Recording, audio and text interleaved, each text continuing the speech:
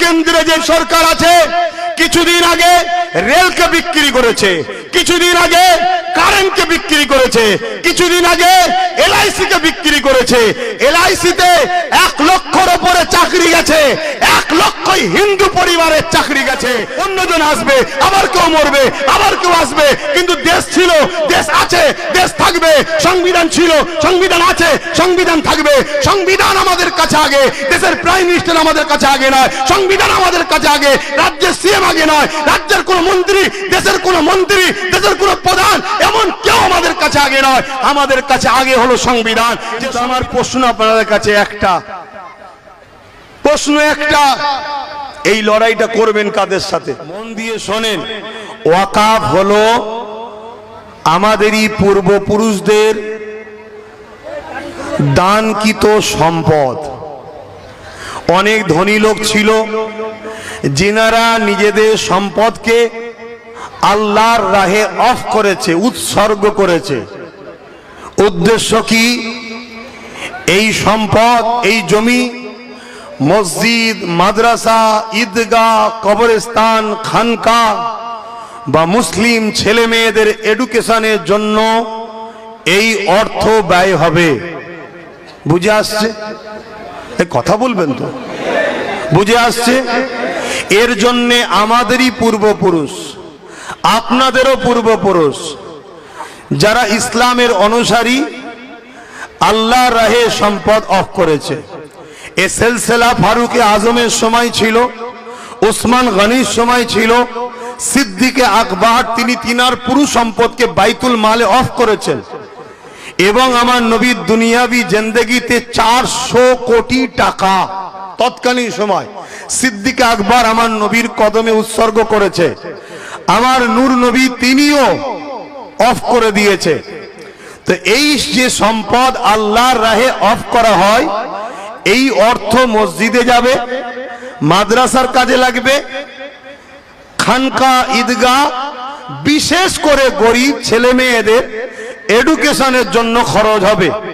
কারো ছেলে ভ্যান চালায়, দিনমজুরি করে, লেবারি করে, তার ছেলে 95% নাম্বার পেয়েছে, মেডিকেলে ভর্তি হতে চায়, ল নিয়ে পড়তে চায়, ইঞ্জিনিয়ারিং হতে চায়, সায়েন্স নিয়ে পড়তে চায়, তার পিছনে এই অর্থ ব্যয় করে তাকে শিক্ষার দিকে আগাবে, সে শিক্ষিত হবে। মৌলানা আবুল কালাম আজাদ, এপিজে আবুল কালাম যেমন ভারতের বিখ্যাত একটা সায়েন্টিস্ট এবং জিনার জন্য ভারত দাদা হয়ে আছে, অর্থাৎ পারমাণবিক শক্তির মেন মাস্টার মাইন্ড।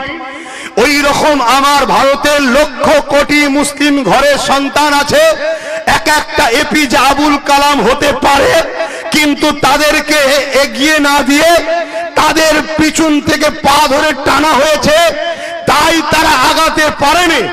যদি গভর্নমেন্ট দেশ ভাবতো আমাদের আরো আবুল কালাম দরকার, তাহলে এই সমাজের মুসলিম ছেলেদের পিছনে তাদেরই পূর্বপুরুষদের দান করা ওয়াকাফের সম্পদ যদি খরচ করত, আরো হাজারো হাজারো সায়েন্টিস্ট, আরো হাজারো হাজারো বড় বড় বিজ্ঞানী তৈরি হয়ে তারা আমার দেশকে সার্বিক দিক দিয়ে শক্তিশালী করত। তাহলে আমেরিকাকে আব্বা বলতে হতো না, আমেরিকা আমাদের জুতার তলায় থাকতো, ঠিক না বেটা? কিন্তু দুঃখের বিষয়, দুঃখের বিষয়, এদের নোংরা মেন্টালিটি, এদের নোংরা মনোভাব, এদের নোংরা ক্যারেক্টারের জন্য আজকে আমাদের অকাপ সম্পত্তি 77 বছর ধরে তছনছ হচ্ছে। কত বছর?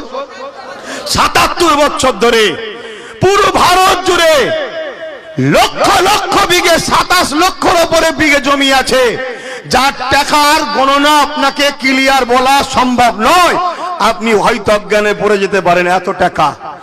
এই বিশাল সম্পদ 77 বছর ধরে চুরি হচ্ছে, এই বিশাল সম্পদ 77 বছর ধরে লুট হচ্ছে। আমি জানি না আমার বক্তব্য কজনের পছন্দ হবে, কেন রিসেন্ট কিছু লোক অকাবলি আন্দোলন করছে, তাদের মূলত জানো লক্ষ্য শুধু কেন্দ্র সরকারের বিরোধী করা। বাকি যারা খাচ্ছে খাগি যাক, কেন এরা তো আমাদের ভাগ দেয়, ও তো ভাগ দেবে না। আমি ওই সকল হারামখোরদের মতো চিল্লাবো না। আমার কাছে কথা হলো, যারাই আমার ওয়াকফ খাবে, সে কেন্দ্রে বসুক, রাজ্যে বসুক, যেখানেই থাকুক, তারাই গাদ্দার, তারাই চোর, তারাই আমার ওয়াকফের দুশমন, তারাই আমার মাদ্রাসার দুশমন, তারাই আমার মসজিদের দুশমন, তারাই আমার দ্বীনের দুশমন। সবার বিরুদ্ধে কথা বলতে হবে, এটাই হবে ইনসাফ, এটাই হবে মোস্তফা জানে রহমতের গোলামদের পরিচয়। আর না হয় তুমি শুধু যে ভাগ দেবে না তার বিরোধী করবে না। খুব মন দিয়ে শোনেন, ৭৭ বছর ধরে এই সম্পদকে ঝেড়ে খাওয়া হচ্ছে। আজকে কেন্দ্রে যে সরকার আছে, কিছুদিন আগে রেলকে বিক্রি করেছে, কিছুদিন আগে কারেন্টকে বিক্রি করেছে, কিছুদিন আগে এলআইসি কে বিক্রি করেছে। এলআইসিতে 1 লক্ষর উপরে চাকরি গেছে, 1 লক্ষই হিন্দু পরিবারের চাকরি গেছে। কেন্দ্রের সরকার শুধু মুসলমানদের দুশমন নয়, ও ভারতের দুশমন, ও হিন্দুদের দুশমন, প্রত্যেকটা ভারতীয় দুশমন। কারণ এর আগে রেল বিক্রি করে দিয়েছে। হকারদের আজকে কি অবস্থা দেখুন। হকারি করে কারা? বেশিরভাগ তো মুসলিম ভাইয়েরা সেখানে রয়েছে। এলআইসি করে কারা? বেশিরভাগ তো মুসলিম ভাইয়েরা রয়েছে। ট্রেনে জব করে কারা? বেশিরভাগ তো মুসলিম ভাইয়েরা রয়েছে। তাহলে কৃষকদের বিরুদ্ধে আইন করতে গেছে। এইভাবে বার বার বার বার আমার ভারতবর্ষটাকে তছনছ করে দিচ্ছে।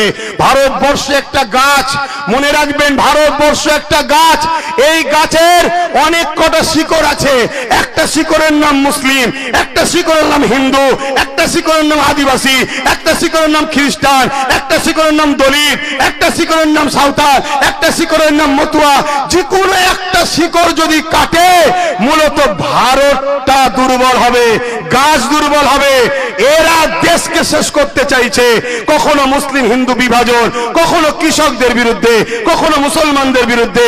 আজকে কেন্দ্র সরকার ওয়াকফ বিলের নামে একটা বিল তৈরি করতে চাইছে সংশোধনের নামে। সেখানে কি বলছে? আমরা মুসলমানদের ভালো চাই। আরে শুধু মুসলমানদের ভালো করবি কেন? দেশের মাথায় বসে আছিস, হিন্দু ভাইরা কি অপরাধ করেছে? দেবত্ব সম্পত্তি সংশোধন করবি না কেন? শিক্ষারি বলে কি বলে, আদিবাসীদের জল জঙ্গলের সম্পত্তি সংশোধন করবি না কেন? সবারটা কর না। মুসলমানদের ঘরে বোকা বানাতে চাইছে। কি চাইছে? ৭৭ বছর ধরে আমাদের সম্পদের টাকা সবাই মিলে লুটে পুটে খেয়েছে। এরা চাইছে পুরো বিল করে ওয়াকফের টোটাল জায়গাকে আমরা নিজেরা আত্মসাৎ করে নেব, আমরা নেব। এখন প্রশ্ন হতে পারে, ৭৭ বছর ধরে তো সবাই খায়, এর বিল করার শখ গেল কেন? হঠাৎ বিল করতে কেন চাইছে? এর কারণটা একটু মন দিয়ে শোনো। গুজরাটে একটা মসজিদ আছে ১৩০০ বছর বয়স, কেরলে একটা মসজিদ আছে ১৪০০ বছর বয়স। এভাবে যদি ১৪০০ বছর, ১৩০০ বছর, ১২০০ বছর, 1000 বছরের মসজিদ থাকে, তার মানে ভারতবর্ষে 1000 বছর ধরে মুসলমান আছে, ১৩০০ বছর ধরে মুসলমান আছে, ১৪০০ বছর ধরে মুসলমান আছে। তার প্রমাণ কি? ওই যে গুজরাটের মসজিদ। তার প্রমাণ কি? ওই যে কেরলের মসজিদ। তার মানে ১৩০০ বছর ধরে আজান হচ্ছে, ১৪০০ বছর ধরে আজান হচ্ছে, ১২০০ বছর ধরে আজান হচ্ছে। তার মানে নামাজ হচ্ছে, তার মানে কবরস্থান আছে, মাদ্রাসা আছে। এই যে হাজার হাজার বছরের কবর প্রমাণ দিচ্ছে আমার বাপ দাদা হাজার হাজার বছর ধরে কবর হয়েছে। তার মানে মুসলমান হাজার হাজার বছর ধরে আছে। কোন এমপি বলে এমএলএ বলেছিল যে মুসলমানদের কবরস্থানে অনেক জায়গা চলে যাচ্ছে, পুরানো সিস্টেম চালু করো, ওদেরকে কবর দিতে দেওয়া যাবে না। আগামী দিন যদি এই ওয়াকফ বিল করে লাই, তোমাকে পুরানো হবে, তোমার দাদাকে পুরানো হবে, তোমার মাকে পুরানো হবে, তোমার নানাকে পুরানো হবে। তুমি যদি মনে করো এই পুরানো সিস্টেম চালো, তাহলে ওয়াকফ বিল করতে দাও, হাতে হাত দিয়ে বসে থাকো। যদি বলো না, নিজের অধিকার নিবার জন্য তোমাকে আগিয়ে যেতে হবে, এটা তোমার ইনসানিয়াত, এটা তোমার ইনসাফ, এবং তোমার দেশ তোমাকে রাইট দিয়েছে। এই অধিকার তুমি লিবার জন্য যা খুশি করতে পারো, তোমাকে তোমার দেশ রাইট দিয়েছে, তোমার সংবিধান তোমার পাশে আছে। কেউ প্রধানমন্ত্রী আজকে, কত প্রধানমন্ত্রী মরে গেছে, এ কাল মরে যাবে, অন্যজন আসবে, আবার কেউ মরবে, আবার কেউ আসবে। কিন্তু দেশ ছিল, দেশ আছে, দেশ থাকবে। সংবিধান ছিল, সংবিধান আছে, সংবিধান থাকবে। সংবিধান আমাদের কাছে আগে, দেশের প্রাইম মিনিস্টার আমাদের কাছে আগে নয়, সংবিধান আমাদের কাছে আগে, রাজ্যের সিএম আগে নয়, রাজ্যের কোন মন্ত্রী, দেশের কোন মন্ত্রী, দেশের কোন প্রধান, এমন কেউ আমাদের কাছে আগে নয়, আমাদের কাছে আগে হলো সংবিধান। যে সংবিধানের ভেতরে থাকবে সে হলো ভারতীয়, তার জন্য জিন্দাবাদ বলবো। যে সংবিধানের বেখিলাফ করবে সে যদি আমার মুফতি হয়, আমার মৌলানা হয়, আমার ইমাম হয়, আমার পীর সাহেব হয়, তার বিরুদ্ধে আমরা কথা বলবো। কেন? আমরা মেনে নিয়েছি দেশ আমাদের, দেশ চালাবার জন্য সংবিধান রয়েছে। তা সংবিধান রাইট দিচ্ছে ওয়াকফ আমার, আমরা এর পরিচালনা করব। এই ওয়াকফকে নিয়ে যারাই ষড়যন্ত্র করবে তারা সংবিধান বিরোধী, তারা সংবিধান বিরোধী। সংবিধানের স্বার্থে এদের বিরুদ্ধে সংগ্রামের দরকার আছে না নাই? হাত তুলে বলুন আছে না নাই? হাত তুলে বলুন আছে না নাই? হাত তুলে বলুন আছে না নাই? কিন্তু আমার প্রশ্ন আপনাদের কাছে একটা, প্রশ্ন একটা, এই লড়াইটা করবেন কাদের সাথে? যারা দীর্ঘ ৭৭ বছর ধরে ওয়াকফ খেয়েছে তাদের ঘরে সাথে লড়াই করবেন? এক কথা বলছে না তো? যারা দীর্ঘ ৭৭ বছর ধরে খেয়ে আসছে তাদের ঘরে নিয়ে লড়াই করবেন? আমি তো দেখছি অনেক মুফতি মৌলানা, খারাপ নেবেন না, হয়তো অনেকে ভুল বুঝতে পারেন না, আমাদেরকে নতুন করে ফাঁসানো চলছে। অনেক মুফতি মৌলানা দেখবেন সামনে সারিতে দাঁড়িয়ে গেছে, চলো আন্দোলন করতে হবে। আরে তোকে তো দেখতাম ওর সাথে ওর সাথে ওর সাথে ওর সাথে সবার সাথে তুই উঠা বসা করেছিস দীর্ঘ বছর ধরে। তারাও যখন ওয়াকফ খাচ্ছিল, কই তোর মধ্যে তো কোনো কথা নাই ছিল কি? তাহলে আজকে তুই কেন চিল্লাচ্ছিস? অতএব সাবধান হন, সতর্ক হন। আমি শেষ কথা বলছি, আমি 2014-15 থেকে ওয়াকফের পক্ষে আন্দোলন করছি না করিনি? দেখেছেন না দেখেননি? তাহলে আমার বিরুদ্ধে তখন তো অনেকে বিরোধী করেছিল। আজকে কি হলো?